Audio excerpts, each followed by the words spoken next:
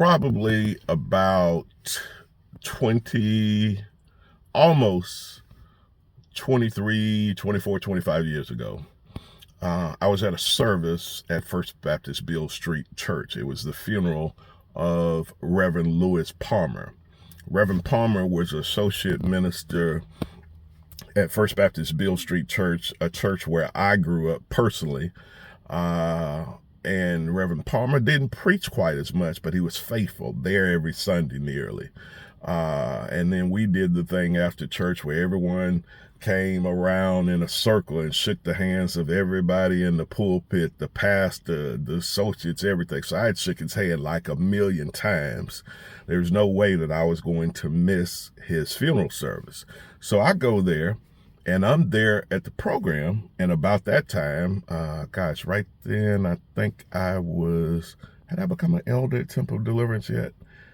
Either I was just about to go before the board or I had just became an elder. And Bishop Patterson walks in. That I remembered on that day at First Baptist Beale Street Church. I saw Bishop Patterson, definitely Elder Barry Garner, Elder Daryl Miles, and I think either Minister Antonio Miguel Buckley had walked into the church, and Bishop Patterson took a seat at the back of the church, the very last row. I didn't know that some member of Temple of Deliverance was related to Reverend Palmer. So all of you all that want to be mega pastors, now you don't have to only go to your member service. You got to go to the kinfolk service that happened way across town. So that's a challenge sometimes. So he sat at the back of the row, back of the very last row of the church. And instantly everybody in the building is summoning him up, calling him up front, straight from the pulpit. The service is diverted to bring him up. And he didn't want to take away from the service, so he graciously declined and sat at the back row of the church. Now, he was on TBN. He was on BET every week. His words, "Be healed, be delivered, and set free," and "Jesus is a habit breaker" was known all over the world. Dr. Vincent Sining had just wrote an article, a prominent theologian. He said that he's simply one of the best in the world. Ebony had done a piece. Gospel Today was doing their best trying to track him down. Charisma had done a piece. But he's sitting on the back row of the church. So he was content that wherever he was sitting, he knew who he was. And folks, I'm telling you that when you enter your place of promise with God, everywhere you sit is the front of the room. He was at the back of the room, and he knew who he was.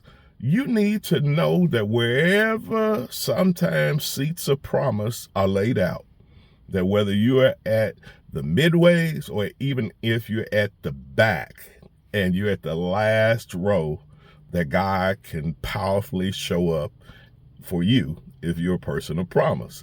Didn't you remember that promise? That the last would become first and the first would become last.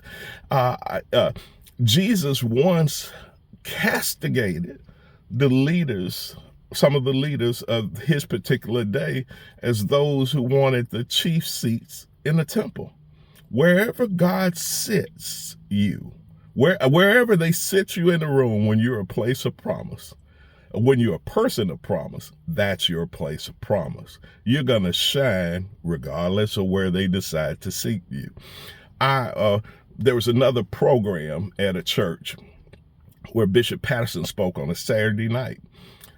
He did not tell the church because the church would have followed. So it was basically Bishop Patterson that I remember. I think I was still a minister then. It was, I think we were about to be ordained. It was Antonio Miguel Buckley. I'm going to always call his name like that. Myself, Elder Daryl Miles, and Elder Barry Garner, and Spike was with us that night. So Bishop Patterson was speaking at this program for this church. And you know, of course, I was getting a cold shoulder in the building. And I said, you know, Spite even said, Brother Spite said, he said, man, what did you do to these folks, Smith? I hadn't done nothing. I just used to go to church there, and I joined I came to Temple Deliverance, but I got the cold shoulder. And I said, Bishop Patterson, I will just defer. They're paying you to speak, and I'll just defer, and I'll just stay out the way. He said, no, you walked in the door with me. Where if I go, you go. So he went through the program and they made the presentation. I remember the honorarium check that night, and this is in the 90s. It was $1,000, and he said, oh, you just keep that. Just do something with it. Put it in one of your funds. And that was that. So sometimes when people have you sitting at the back of the room or not in a seat of promise, you got to know who you are. God's going to make you shine because you walked in the room. I was having a talk with the late Louise Dowdy Patterson once, and I did 3 years straight of paid local television live. Don't try it at home, folks. I promise you, don't try it at home. You know, just to sit there for sometime 30 minutes or an hour and to talk with no breaks, very few commercials, and man, just go for it. And it's live. Only a few can do that. Thank you, Lord, for bringing me through that. But I was told by Bishop Patterson once that he would never come off of television. He said, Smith, all of these buildings will be gone, but I'm never coming off of television. Well, he died a long time ago, and isn't he still on television now? So I was feeling bad. I had done 3 straight years. COVID was starting to hit, and there became other concerns about traveling to do a live show. So I came off of television after 3 years, and I felt like I had missed the promise that I made to myself. And Sister Patterson told me, she said, Steve, she said, your fellow church members, your former church members, your fellow comrades, they watch you. She said, because I do. And she said those 3 years of television did what it needed to do for you, because when you walk in a room, people now know who you are. Folks, I'm telling you, you can be so stressed out about where they sit you, where they seat you, whether your name being called, and God's already established you as a person of promise. Be blessed. Have an awesome day.